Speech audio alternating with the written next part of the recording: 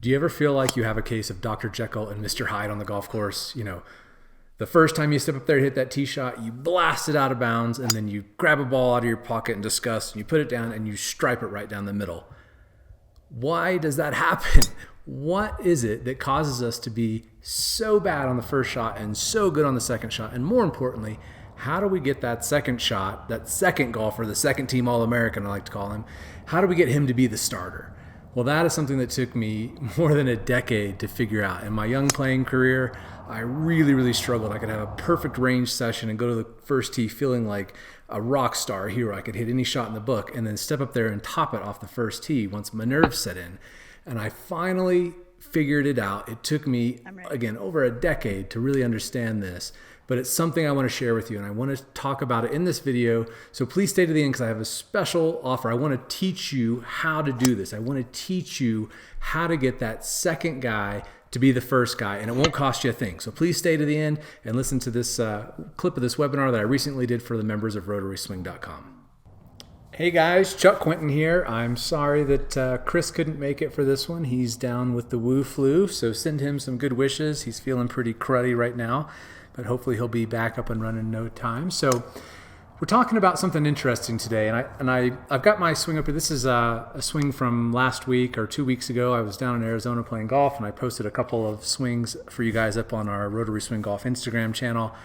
This is not one of the ones I posted, but this one has my full pre-shot routine, which I'm just going to let play in the background on replay here for a moment to give you something to watch while I'm yammering on here. But what I want to really talk about is something I think is far more important and bigger than just pre-shot routine. It goes into everything when it comes to golf. And what we're really talking about, think about golf instruction in general right now. Obviously, you guys know Rotary Swing has taken a completely unique approach to the swing. We're the only fact-based, black and white, scientific approach to the swing based on biomechanics, neuromechanics, physics, etc. But is that really why people pay $1,000 an hour for a lesson with me versus $40 an hour with your local pro? Well, certainly that's part of it. Obviously, what I've developed is very unique, but that's not all of it. And what people really are paying for in golf instruction when you're going to an instructor who charges a lot more than your local pro is wisdom. Now, what is wisdom really? Well, I think a great way to think about wisdom is it's the experience or knowledge that you acquire the moment immediately after you actually needed it. So, in other words, we often learn through the school of hard knocks. We learn the hard way what we needed to learn in life. And in golf, how many times can you point out, gosh, if I had just done this on that swing or remembered this or known that, I would have saved that shot or that shot that blasted out of bounds or what have you.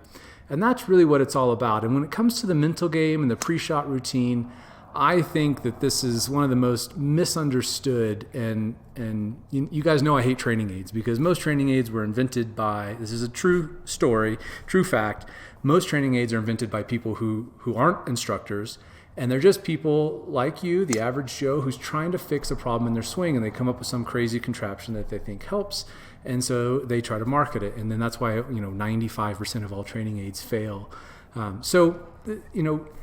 I'm not for that stuff. I'm not for trying to put Band-Aids on things. I'm not trying to just, tell you something that's not true. The one thing about Rotary Swing is you will always hear the truth, even if it's not what you want to hear. If you got to take a couple steps back, we're not afraid to tell you that because we want you to actually get better permanently for the long haul. And when it comes to the pre-shot routine, this is something that I think that people look at as some mysterious thing that is, you either have a great pre-shot routine, a lot of golfers really, really rely on it, and quite frankly, it's a Band-Aid just like anything else, even for tour pros who step up there and they go through this exact sequence of things, thoughts, what have you, to try and get them in the mindset to pull out their best ability for that particular shot. And the reality is, what people think about when they play their best is not a darn thing. That's the truth of the matter. But let me step back on that for just a moment because that's a lot easier said than done. So in the reality, in the real world, our brains are full of so much stuff. And a lot of you guys don't know, yesterday was Rotary Swing's 17th year anniversary. So over 17 years, I've gained a lot of wisdom. I've had a lot of failures that have taught me things, and I wish I had known that just before I needed that or just before I learned it. But one of the things that you guys don't know over those 17 years is that early on, a lot of my teaching work, especially with tour pros, was on the mental game. Paul Dickinson is a tour pro I worked with many, many years ago. And many of you guys know I used to chronicle his stuff back when we were just a golf instruction forum, and I showed a lot of his stuff we were doing. But I never talked about the mental game there because people just didn't really care. People want to know how to hit the long ball. People want to know how to swing and hit the ball hard and hit it straight, and I totally get that. But the mental game is really where the money's made. There's no doubt about it, and that's the same with every sport on the planet, and especially today. I mean, so many great athletes are in all sports, and the separation factor has very little to do with physical ability. As you can tell, I'm not a big guy, but I pumped this thing out there over 300 yards straight at the 150 stake. That's where I was lining up here. And that's about the only thing I'm checking in my pre-shot routine. As you see me setting up, I'm just trying to get comfortable right now. I take 1 or 2 looks at the target, and then I don't look back, and I just pull the trigger and go. Now, I was definitely not always like this. Our copywriter put out a story the other day in one of the emails that I had told him about one of my first experiences playing in front of somebody that I cared about. I had a new girlfriend who has been my wife now for many, many years. Many of you guys know Christina, who does all our customer service stuff. And the first tournament she ever attended, I wanted to show her what I was made of. I was going to show her I had the right stuff. So on the driving range, I am striping every single ball. I mean, puring it right down the middle, absolutely out of the center of the face, high draw, low cut, high cut, you name it, 1 iron, 2 iron. I used to actually still carry a 1 iron back then. And I was stepping up to that first tee with all the confidence in the world that I was just going to smoke this down the middle and just go out and run away with this tournament. And with her in the crowd there, I wanted to impress her. I wanted her to see that I knew what I was doing and that I was hot stuff. And so after that amazing range, honestly, it was one of the best range sessions I'd ever had. And I still remember it to this day. I should tell you something. This is 20 years ago, over 20 years ago. But on that first tee, things didn't quite work out the way that I had hoped. As they announced my name, and I stepped up there and noticed all these people looking at me, and my hands started to get a little clammy, and then my heart rate started to increase, and my breathing rate increased. And next thing I knew, I felt like I was standing on a boat in the middle of the ocean in a hurricane. I didn't feel balanced. I didn't feel under control. I felt like I couldn't even control my own breathing. I felt, and many of you guys have gone through this, right? You step up there the first tee in your local club tournament or just in front of everybody watching you in the clubhouse, and then all of a sudden, everything disappears. Everything goes away. And we couldn't hit the broadside of a barn if somebody paid us. And that was a huge wake-up call for me that led me down a crazy path that I've never really talked about. And we're going to talk about that a little bit because I think many of you can relate to this. And if not, I'm going to share with you, impart some of my wisdom, the experience I learned the hard way. So after that, as I mentioned in the email, I topped it. I hit a 2 iron off the tee, and I hit it about 50 yards. Basically just hit it right in the teeth into 5-6 inch deep rough.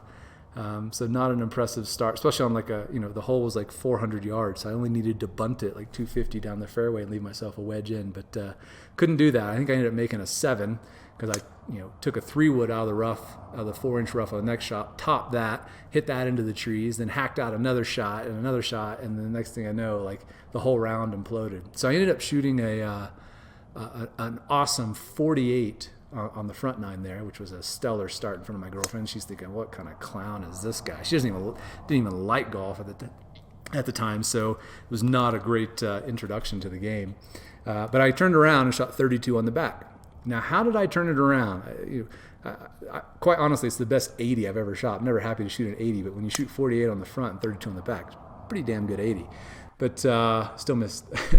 didn't make any money on that tournament. But the point of the story is how can you have this dichotomy of one complete hacker on the front who's looking to struggle to break 100 and turn it around and shoot 4 under on the back?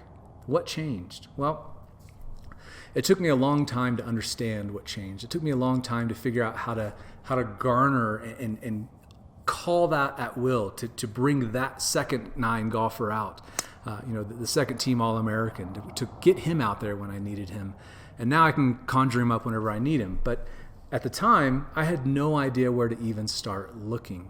So I started trying to hypnotize myself.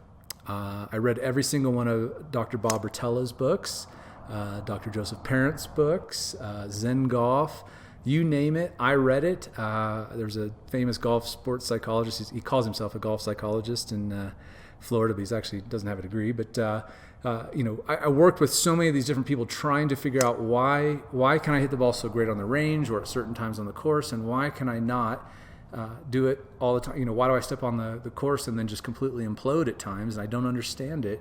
And then, how do I play consistent golf? Is it my swing mechanics? Is it my mental game? Is it my pre-shot routine? And if you guys recall, 15 years ago, I think is about maybe something around that time, is when pre-shot routine started becoming a thing. Every golfer out there started working with golf psychologists and golf mental coaches and things like that, which before, back in the day, when Arnie and Jack were playing, you could have been laughed out of there. If you didn't have a cigarette hanging out of your mouth, you weren't cool. You certainly weren't walking around with a golf sports psychologist on your hip, but times have changed. So for me, I found a lot of wisdom and great things in Rotella's books and Parent's books and all of these books, but it wasn't enough. It didn't change anything. It didn't move the needle. I still had these up and down rounds. And at this time, 15, 20 years ago, I was still trying to make it as a touring pro and could hit the ball fine, but I still couldn't figure out how to get the ball in the hole with the putter. But, I still had crazy ball striking rounds where I could hit the ball great and hit the ball poor. And it would go from one hole to the next, one shot to the next. So if those books didn't work and talking to these sports psychologists didn't work, then where do I turn next? Well, my next turn was to Buddhism. Yeah, I started literally studying Zen Buddhism to fix my golf swing. I spent about 3 years, very, very deep dive into Zen Buddhism, and it was a fascinating study, a really interesting part of my life that I really enjoyed, and it helped my game in some ways. But what it really did at the end of the day, when I was able to walk out of there, with this multi-year deep dive into the mental game, was that there was one simple solution. And I think that's kind of the beauty of Buddhism when you think about it, is that there's a lot of Occam's razor in it. And the simple truth is this: if you want to play great golf, if you want to play consistent golf, of course, you have to have proper mechanics. You have to have a simple golf swing. You have to have something that's repeatable. Nobody can have a crazy, crazy swing and expect to produce consistent results. But once you get past that, once you have a reasonable swing, it doesn't have to be perfect. Once you have a reasonable swing that can produce reasonable, consistent shots, and you're past that hump, and you want to then take that and transfer that to the golf course, here's the only thing you need to know. So what is it? What is that thing that allows you to be the second guy on the first shot, to hit that perfect shot where your mind is completely clear and you have absolute trust and confidence in your swing to pull off the shot on the first try? That's exactly what I want to share with you. It's totally free. Just click the link in the description, because I actually want to share with you something even more important after this, because once you understand how to get that second guy to be the first guy on the tee every time, what you're really going to want to understand is, how do I swing like that, so easy, so boring, so effortless, and hit the ball over 300 yards and I'm in my mid-40s? Well, that's the even bigger secret, and I want to share with you that as well. So click the link in the description and let me show you how to get that second team All-American to be the starter so you hit your best shot on the first time. Oh, good swing. Very nice.